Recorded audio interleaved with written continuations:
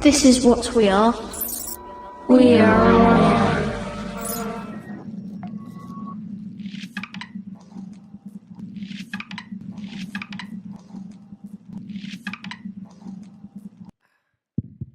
So I thought we should start out with introducing ourselves, or I can introduce you too.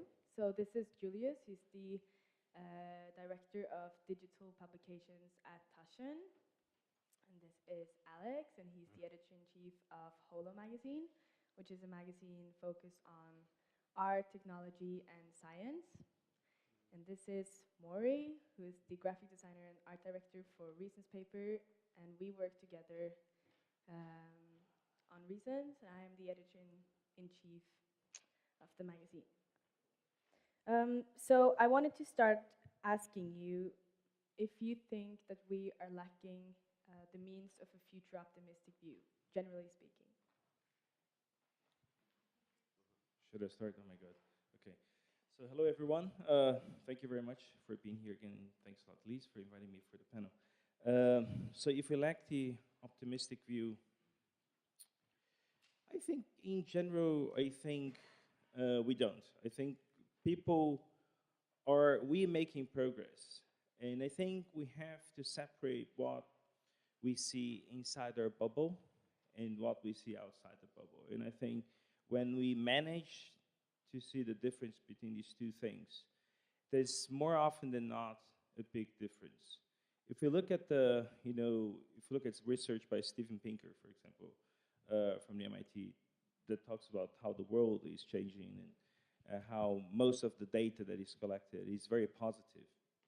I think there's a very positive from conflict to diseases. I was just reading the other day, for example, that 2 million people used to die from malaria just like 3 years ago, and now it's just 1 million. It's a million, it's a lot of people, but it used to be 2 million. So, from a lot of perspectives, I think we're making great improvement. But I think that just to talk about the other part, is that if you're just on Facebook and just talking to your own audience and about the same things, then it's very often that you get, down very quickly with negativity about a subject. But I don't think that these things that express the general information, the general, advancements that we've been doing. So I think there's still so much place for positivity. I don't necessarily think it's negativity, but it's some sort of I think we're a little bit cautious when we think about future, because it's like a little bit of unknown territory, and anything unknown for a brain it can be a little bit alarming, because we're kind of designed to avoid the unknown and be in the familiar scenes. So in that sense, maybe, yeah, it's not necessarily a negative thing, but I think we're quite cautious sometimes to how we are trying to approach that stuff. The future or the past? The future. Past is kind of known territory, so it's easier to kind of refer to it. So what you're saying is essentially that, both of you are saying kind of the same thing in the way that nothing really has changed, because, the future has always been unknown territory. Yeah. And we've always approached the future with a little bit of curiosity and anxiety and maybe optimism. So I don't know. I don't think that much has changed. Yes, we are currently in a phase that is probably, we can all agree, that makes us feel a little more anxious. Not ancient, but anxious. Versus maybe 2 years ago. But I don't know. I don't think that this means that there's a lack of optimism. Quite the contrary. Maybe because anxiety and maybe a state of panic can induce activism and activity and a response. So. Yeah, but I think this is something that I talked to my dad about not so long ago, and he was telling me that, when he got his first phone, the phone with the cables, he was like, okay, this is it. This is the reach of the technology. Now it can't go further. This is amazing. This is the future. And now we're in 2017 and we have the smartphones and we have like VR and we have all the stuff that we've been talking about today. And do you think this is, um, an evidence of a exponential growth? Do you think that technology has like grown? Like this is what the future optimistic like that is that what you're talking about? I mean, yes, definitely yes. I think we can all agree that the growth of technology or innovation cycles are exponential. I mean, we kind of plateaued. If you zoom in and look at, I don't know, CPU performance, there are some issues that still need to be overcome to maintain that exponential curve. But in general, yes. I mean, it's crazy. It's crazy to agree that like very few of us can actually keep up with what's going on. And I think to the sense of near future, I think what's unique about the now is that we find ourselves in a situation where we are debating whether, the difference between utopia and dystopia. On the one hand, you have people that say, technology within our lifetime will allow us to live forever, the singularity, Ray Kurzweil, et cetera, et cetera. And these life extension technologies, it seems like they are within reach. I don't know, the other week there was this experiment that they did on mice. You probably all heard about this, where they essentially tinkered with, I don't know what it was exactly, with the DNA, and the result was that they could barely distinguish old mice from young mice. And they gave an estimate that maybe in 5 years from now, this breakthrough could lead to a pill that we all take that rejuvenates us. So on the one hand, on the utopian side of things, people kind of feel like we're going to live forever through progress in science and technology. On the other end of the spectrum, people warn about AI and the technology is going to kill us all. And both these extremes are within reach in our lifetime. And I think that is very unique and unsettling to the now. And what I think, just to complement what you're saying, I think what distinguishes these two trends is just a decision that we'll take. Just going one way or the other, just living forever or, causing completely chaos.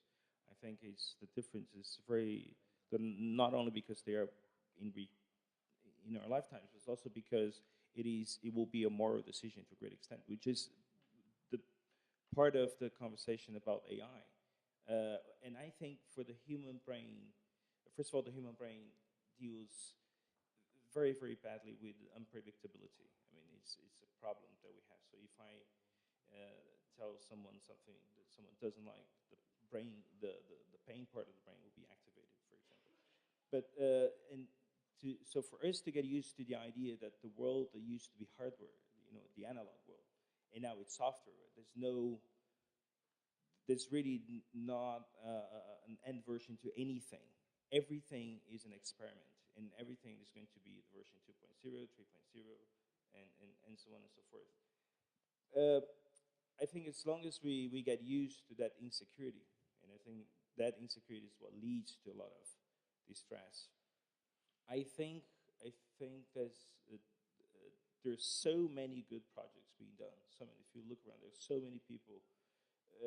More than ever in history, just more than any time in history, trying to generate solutions for huge problems. And I think that's like, you can't do that without a sense of positivity. Yeah.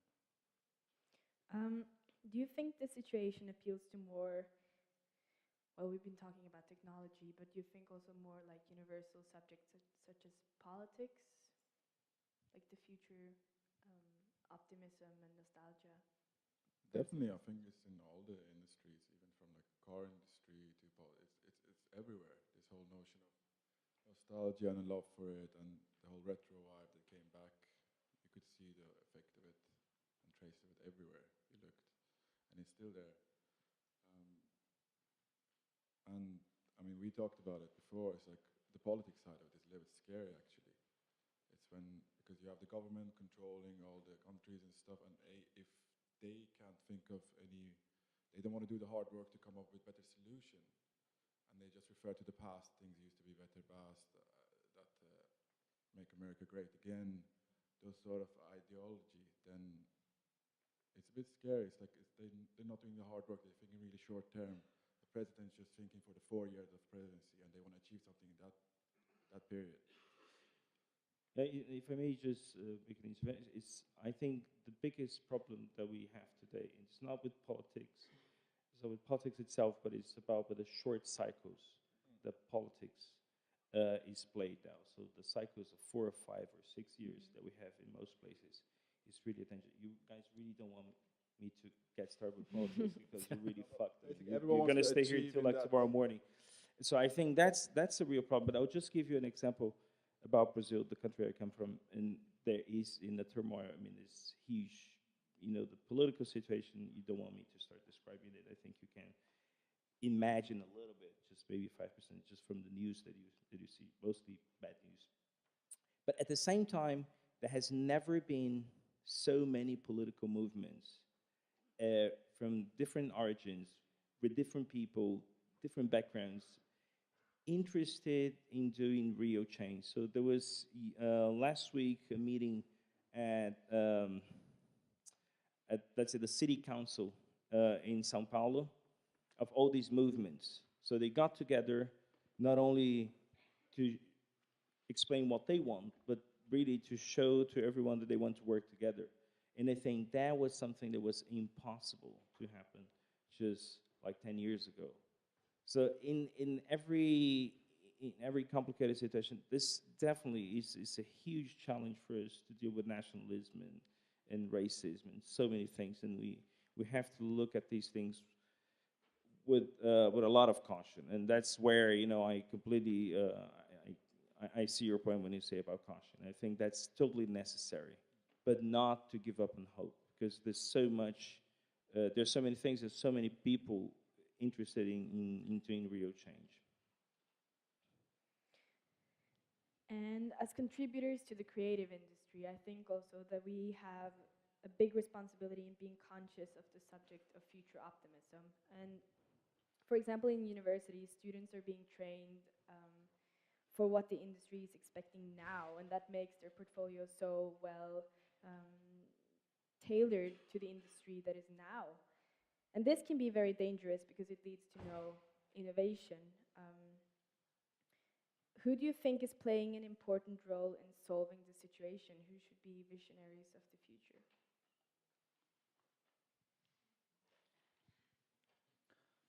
I don't think you can give that job to any particular, discipline or, group of people. The reason why I'm optimistic, I'm generally an optimist, so the exact opposite of, I think her name was Vanessa yesterday. But I think what makes me optimistic is that through technology, we see kind of communication and collaboration across disciplines a lot more than we've seen in the past. And I mean, this is something that our magazine is concerned with, interdisciplinary practice. And I think that makes me hopeful because, when people with different backgrounds that used to be holed up in their ivory towers, start talking to each other and working with each other, that can lead to, solutions that are left field that, are unexpected, sorry. So yeah, I think it's not necessarily that we need somebody we can look to bring the solution, to be the savior. It's really just about having conversations, driving conversations, and really involving very different people into the conversation. Yeah, definitely. Yeah, I think I agree that I think it's very hard to calculate how much change we're going to have ahead. So I have 2 kids, 12 and 14, and they're educated today. And my son had this cool group task to do.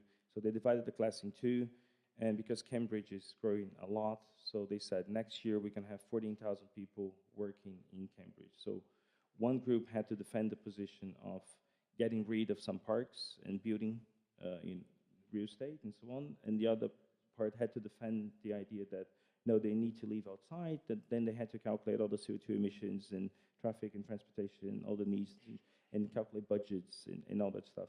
So I think they are being prepared for a lot of changes. I agree with you that the not being prepared for the changes they're going to occur in the next 20 years when they're there to in the height of their productive period. I mean, it's very hard to imagine. Maybe because we don't have that modernist dream anymore. Maybe because, what do we have? Is this because we're going to live in another planet? Is this feasible? Is this something that we might be able to do in 150 years? So it's almost like thinking the last utopias that we had, they're kind of within reach of 2 or 3 generations. So the first video conference test that was done in a lab was in 1968. So it was people that did that, they lived their lives to see that thing becoming viable and affordable to everyone. But I think that the Homo sapiens, or the Homo dissatisfactions that I said, like species, is so adaptable that we are. One example that is given very often is just the ozone layer, that everybody decided to work together for the common good, and it really worked. So can we replicate that? And I think we can. So as long as we have the right tools in place and a few people, we don't need everyone, but if we have few people that are interested in doing those changes, that's absolutely possible. What do you think prohibits us from coming together like we did for the saving the ozone layer? What is like the key problem? What is different now compared to back then? Or like talk about global warming, for example, or like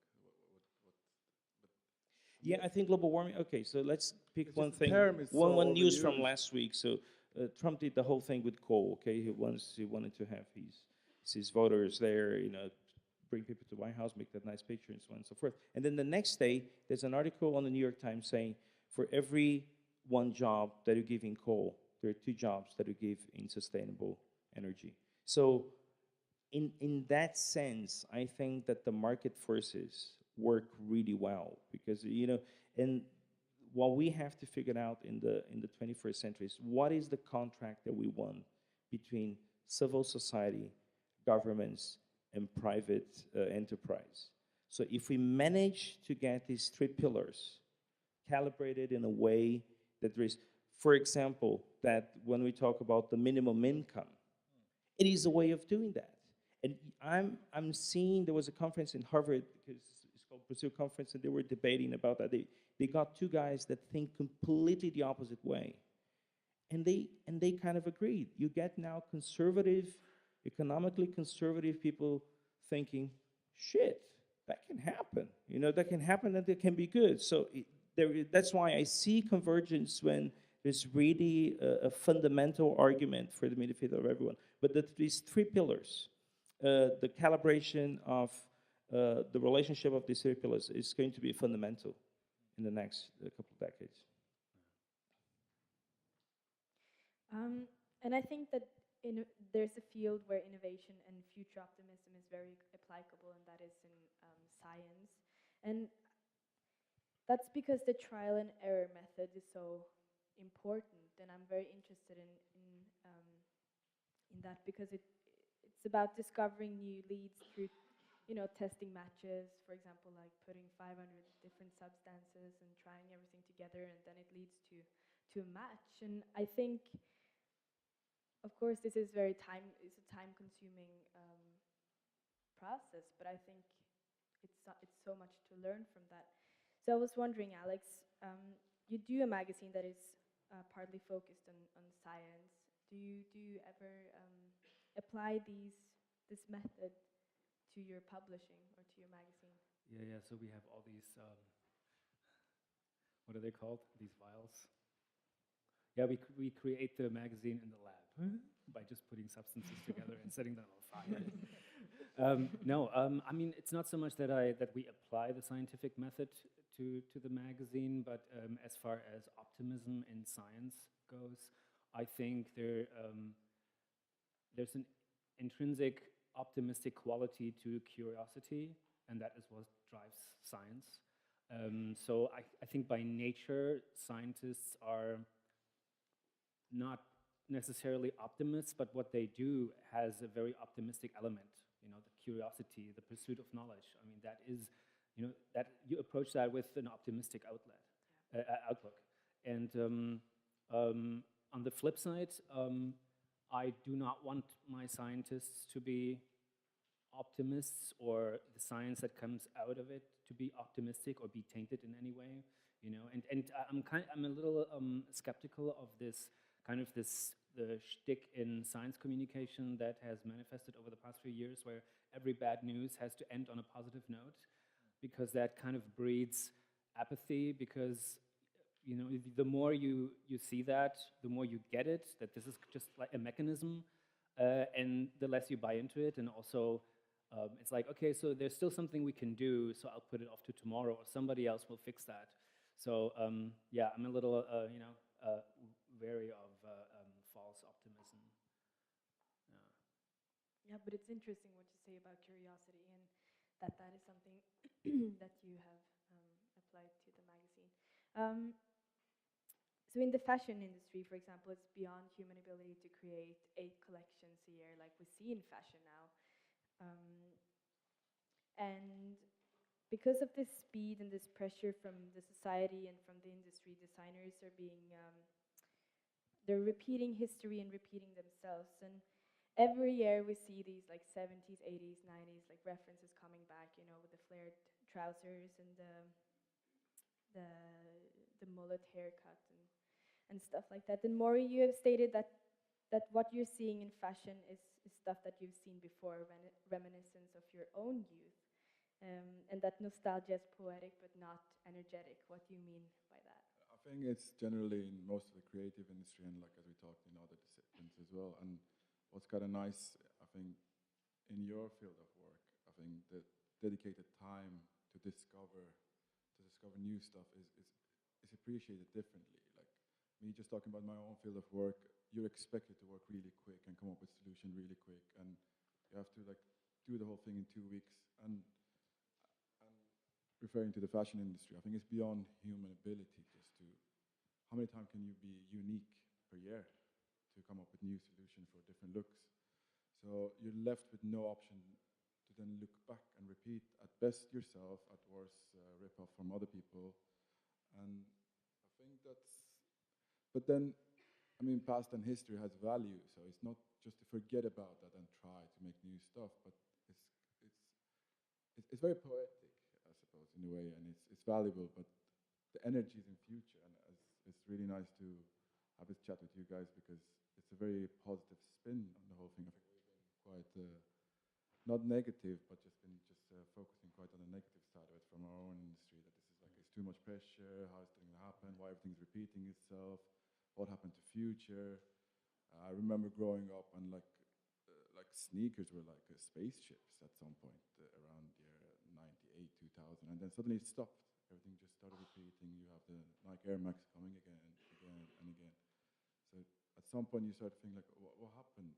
But then, as you make a point of it, it's advancing in some other areas, and some areas is just repeating itself. So in that sense, I think, yeah, it's really nice to. Yeah, just real quick to that. I think we're all prone to live under the illusion, you know, that what we do is new, or that we came up with something that is unique. A big reason for making the magazine that I make was to, you know, kind of study history a little bit. And when you do that, then you realize that, you know, we're all just, I mean, this, as the saying goes, standing on the shoulders of giants. Like, the past is remade anew, like over and over and over again, and everything is built on top of, you know, I think in the video that we saw earlier today, in the film, there was somebody said, you know, innovation today would be impossible, you know, with the innovation of yesterday. And we see that especially in our field, you know, art and science and technology.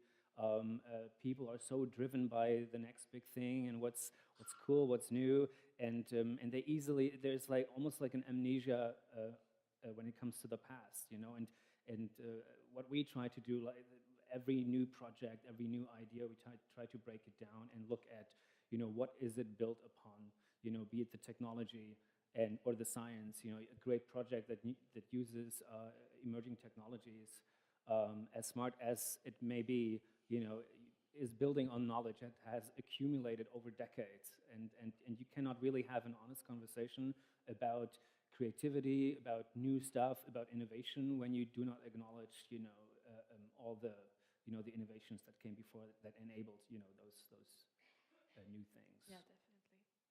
Respect for the past. Julius, how important is future optimism in your publishing work? Well, very good question, especially because we publish a lot of old things. But Publishing is a documentation of no, the no. past. So we do a lot of documentation, and I think this is just connecting a little bit to the question that you had before. I think there is a certain anxiety about, you know, what is really good and what is, and I think the pace of technological development has a lot to do with that, because it's simply like the phone you have today, you know, that you can have in 1 year, you have a phone that's much better, and so on and so forth. So what we try to do is to curate things for people to put a certain field into perspective. And within that, you know, trying to be positive about it. Because, you know, we're not doing a book for anyone to get depressed or something like that. So, of course, it will register a lot of events there that might not be very good. So I'm working right now on a book about the history of graphic design from 1890 to today. So it's almost 130 years, and it's a huge book. It's 900 pages and so on. So we have these timelines that have 1,300 images, and we have, of course, we have the Holocaust, and we have the Second World War has enough bad things, and then you have other events. They're very bad. But you also have, like, when like the gay flag was invented, so that's like an incredible sign of liberation for everyone, and so many other things. So our job, so to speak, it is almost like, as you're trying to say, is to induce a certain positive thinking about everything that is happening. And we're going to have like a session in the book with many of the covers with Donald Trump, for example, that like meltdown, total meltdown, and then there was the cover from Der Spiegel. And I've been I happen to know very well Edis Rodriguez, the illustrator that did the covers, and I'm going to meet him in a couple of weeks. And he's saying that it's so interesting that he is publishing every week on Facebook new illustrations, because kind of created a visual language about Donald Trump. And we're going to have a session on that on the mag. But looking at that from a historical point, it's very new. So it's when we edit in the book, and we edit in like the 50s and the 60s and the 70s, it's quite easy, you know, because you can distance yourself so much. When looking at these things today, it's like, is this the right thing? And it's really a big question. And maybe, you know, this book, this part of the last 10 years, will be completely irrelevant in the next, in 30, 40 years. But we're trying our best. We're trying our best to tell the story. And I think always taking a positive side. So lastly, I want to ask you, how can we implement courage in people to invent futures? Can I suggest one thing? Please do. Guys, take your notes,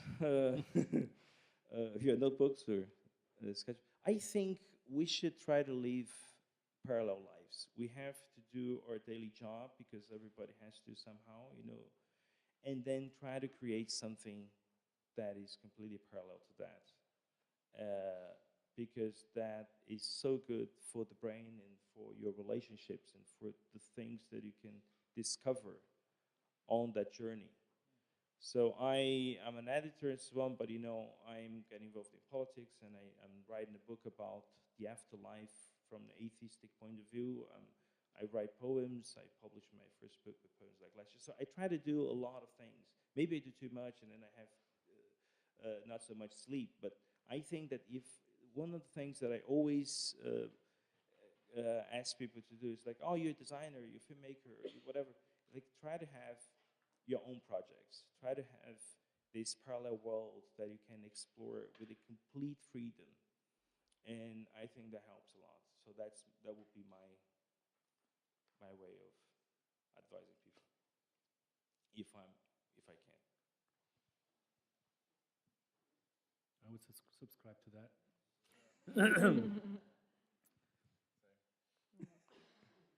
Who wants to do that? Who does that already here? Live Hannah Montana Yes, lives. we have the right audience, so it's like. You wanted to hand out some books, or? Well, so I brought some. I brought a couple of books from like it's my collection that they're all off print now. They're not. You can't find them anymore on the market. But should we ask people to ask questions? Oh, who had birthday closer to today?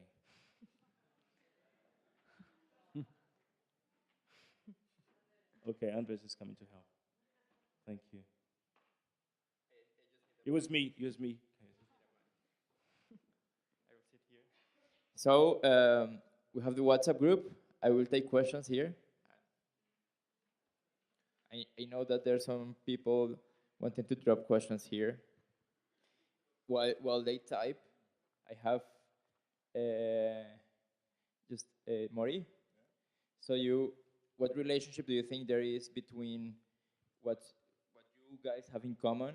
Like you do this how it's every month, every Biannual. biannual magazine. HOLO is kind of annual, Loose. When it's and then ready. you do like how many books do you do in 1 year, Julius? We do a TASCHEN about like I'd say 60 completely new books. We do about 100 reformats, like we redesign books from scratch, like about 100 titles. Yeah, but we do probably 60. I do like 3 to 6 books a year. So what do you think that the slow pace, or basically the process of creating a print product, which is like has the similarities, but it's really different to what the kind of media that we are used to consume now in these screens. How do you think that the thought process of, and the quality control, I'm looking at you, Alex, how is this process, let's say, healthy, to like digest all the madness that we are experiencing these days? First of all, I think I like don't think we have that much of a slow process, to be honest.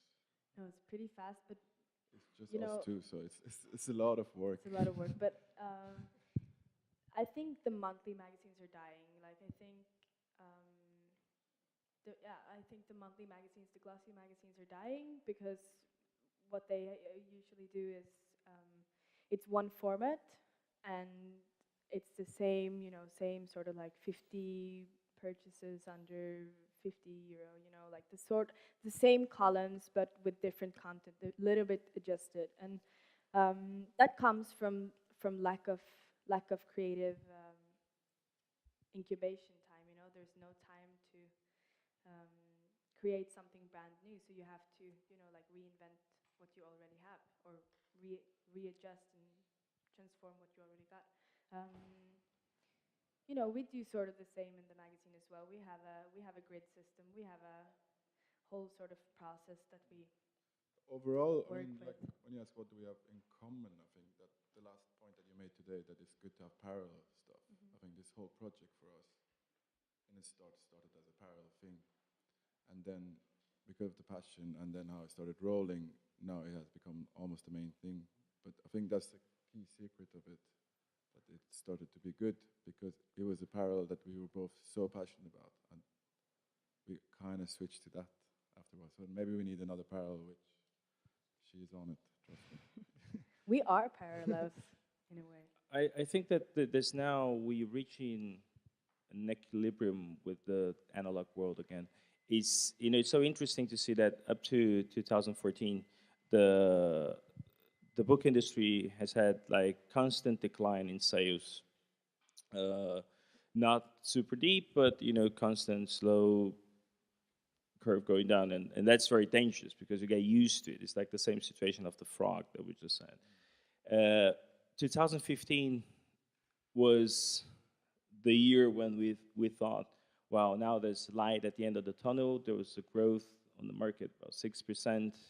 I'm giving you data of the US. I think it's 6 to 8%. And then also 1,500 new independent bookstores were open in the US, so, which was like great. And then we just received the numbers from 2016, and there was growth again and decline in digital sales. And that shows that, the whole, we love new technologies, I think. And of course, we freak out a little bit when something comes out and then we can use it so much. And I think that's the same situation. If you ask like an illustrator 10 years ago, you would say like, don't do that. You're completely fucked. I mean, your father, your mother, like they would just, it was worse than being like a drug dealer or something like that. And now it's like, I find people in the countryside of Brazil doing work for wallpaper. Like this, there's no boundaries anymore. And this is fascinating to see. There's like a return. Oh, you want a good illustration? Oh, you better hire a good illustrator. There's someone that still does that. And there are more. There are generations of, like, there's a new generation of amazing people. They're there and they're getting work. Oh, it's easy for everyone. No, but it's easy for no one. I mean, this easy is not a word that, we should, I think we too often use that narrative. Or like, oh, but it's not as easy as it used to be. So just to give you a very simple example, I was talking like for a week ago with the author of this book that I'm doing on graphic design. And this guy is saying, oh, Germany's doing great, like low, unemployment rate and economic growth and so on. And he was talking about his parents. And yeah, but my parents is incredible. They have an amazing life. They are retired, but he still complain that it's not like it was before. And then I showed them, I said, but look at your life. Your life is actually much better than it was before. And they said, yeah, but it's not as easy as it used to be. So I think too often we use this word like easy. It's never easy. It's all an experiment, and there's always anxiety because we're insecure about what is going to happen. So I think that one of the greatest exercises that we can do is really to try to coexist with insecurity. I mean, if we manage to do that, I mean, we just take like, we relieve, 90% of our anxiety.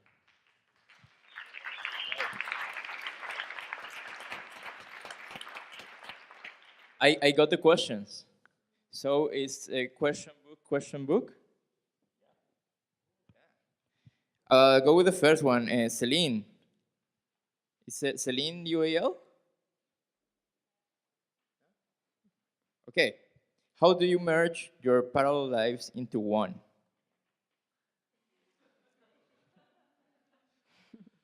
I need to go to the toilet just a second. I think no, first of all, you have to sleep less. Okay, that's the first thing you have to get used to. First thing that goes. Yeah, first of all, yeah. And because I have very little experience with drugs and so on, I just resort to like beers and wines and stuff to relax. But my brain is, I think, is in my brain are the muscles that I'm interested the most. But I think that you don't, and because I love to give examples, people, so you're gonna get pissed like very soon. But it's like a friend of mine is a photographer, and he was meeting with, oh my God, the Peruvian photographer, Mario Testino. So he was meeting with Mario Testino in Brazil, and it's a real story. And then this guy, and Mario Testino does amazing work for fashion, and he does amazing, work for himself, for exhibitions and so on. And he asked him, he's like, how do you manage to do these two things? He said, for me, it's all one thing. And I keep working. And I just, at the end, I kind of separate the output that I have. So I'm working, I'm then going to a meeting, and then I think about a poem. Then I dictate that. And then I send that to myself, and then I edit that when I'm in the waiting room of the doctor that I needed to go. So it's all one thing for me, because it's just one life, so to speak. I'm a sample of one, so I can speak only for myself. But I think it's just keep doing things and I try to concentrate when I'm doing one thing. That's an exercise that I try to tell everyone that it's quite important. If I'm having a coffee with a friend, then I'm having a coffee with a friend, and I'm not thinking about any other thing. So I'm trying to be there.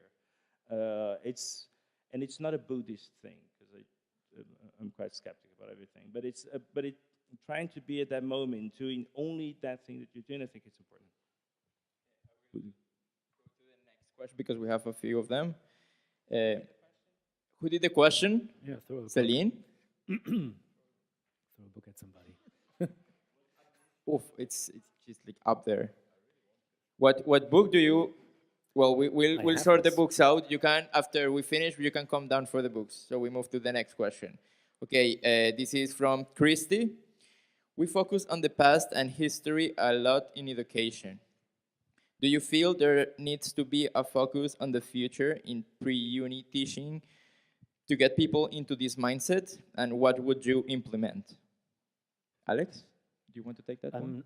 I'm not quite sure I understood the question. Can you maybe repeat it? Yes. So we focus on the past and history a lot in education. So like education is a lot about like learning about the past and history. So do you feel that there needs to be a focus on the future, like in pre-uni teaching, so people get like the future mindset? And what kind of solution would you implement on that? What's your thoughts? Wow, that's a tough one.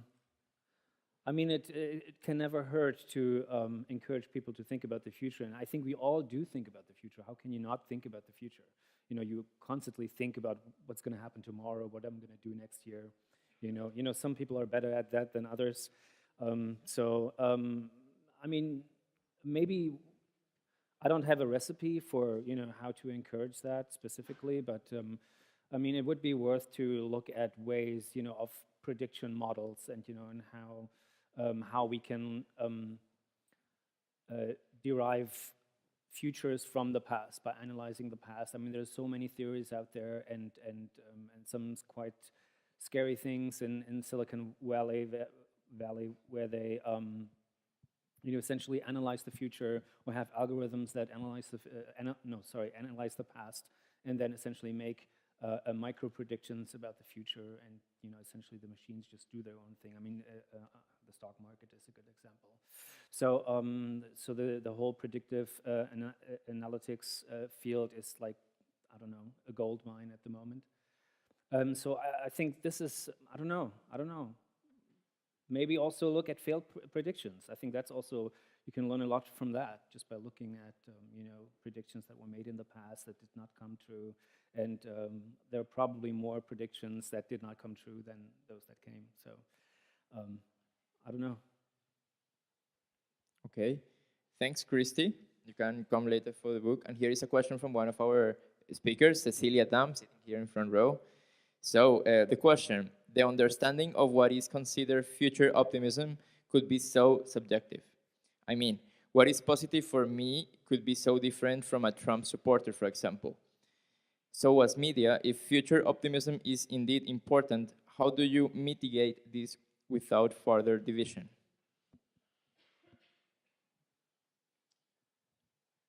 I think the only way to start doing that is with intellectual honesty.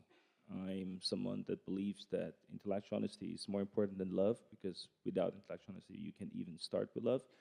So if you're in media or if you're just having a conversation, I mean, I like the idea from Sam Harris, this philosopher in the neuroscience, that we have two ways to evolve. We have conversation and we have violence. And I think we should strive for conversation. But a conversation can only be fruitful if it's based on intellectual honesty. And if we have that, I think we can accomplish a lot.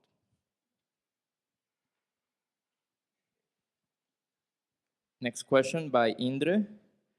I will...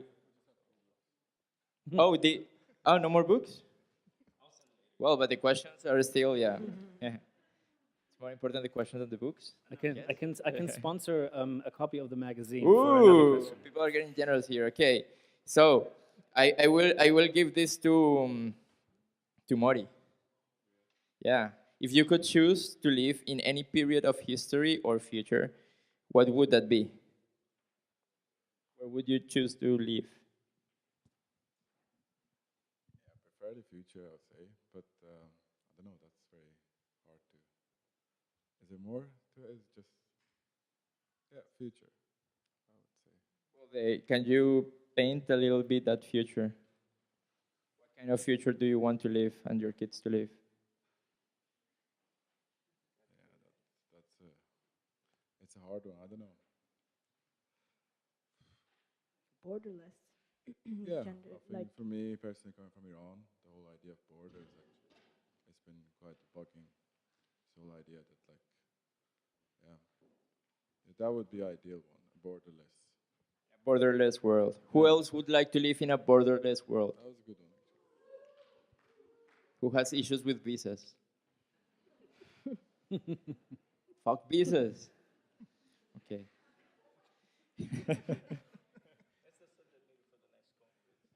Ooh, teaser, teaser. Jordi Ross is asking, is there a limit regarding optimism? If so, where do you think it lays? no, I don't think it's a limit for optimism because it's I guess like reinventing itself. It's a cyclist. It's a system. You see optimism as something cyclical? That, Yeah. so it's like you need to be sad to feel, well, not sad, but pessimistic to feel optimistic, that kind of But it idea is of... like that. You have to like have downs to like have the ups. So it's the same with this So as it's well. like what we talk is not like a location that we're supposed to arrive. So it's like an everyday system that it goes round It's and a round. process and a tool. I think there's something to be said about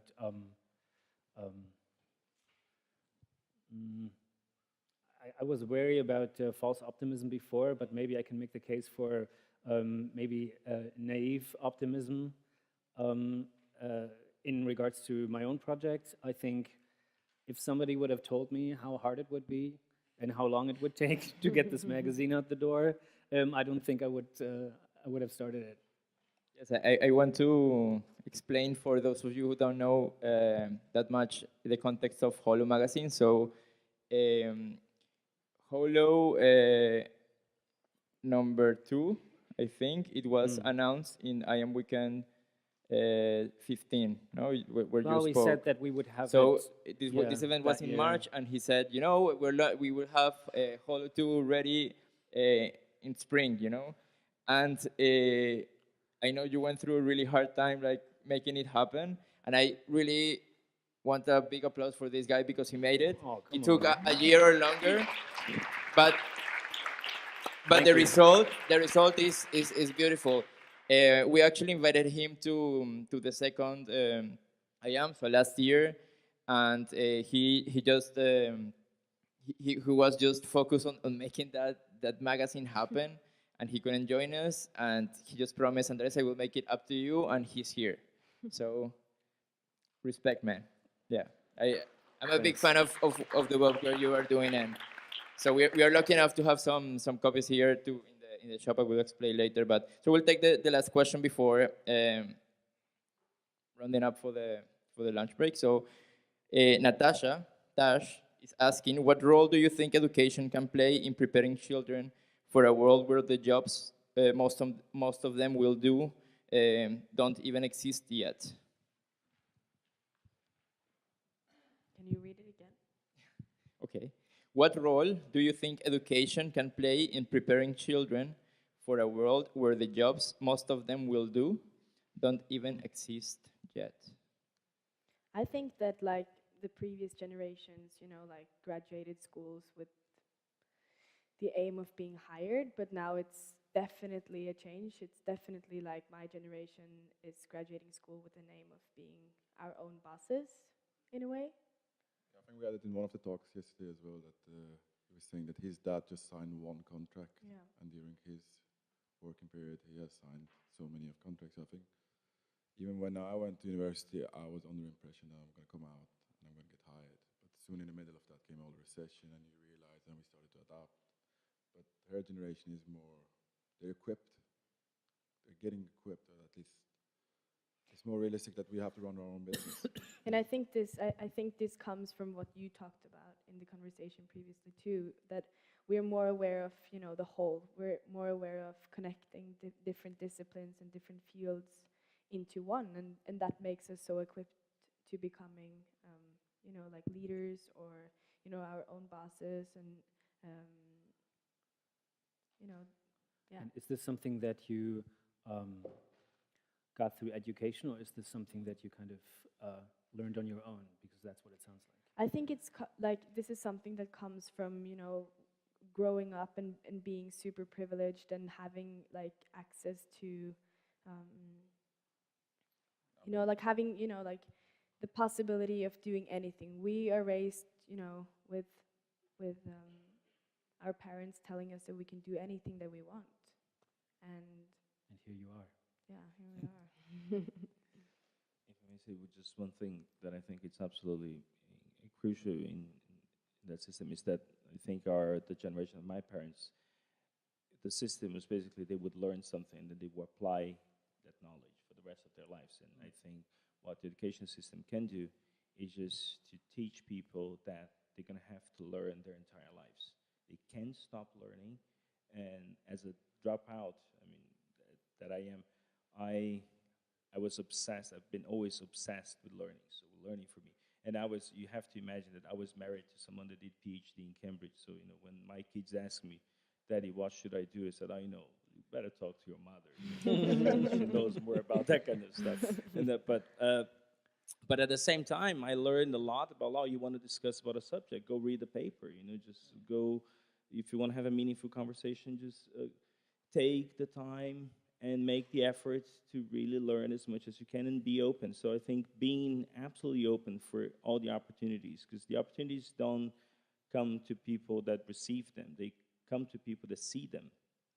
And understanding that you have to learn now for your entire life, and that this is a fundamental part of how we live today. If we're equipped with these two things, I think we can go very far. And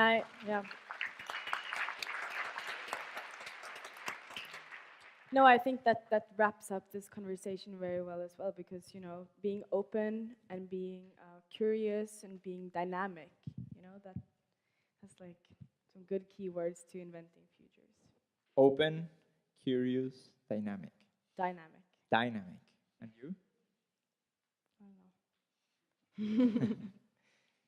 Please, crowd, big applause for these amazing people here.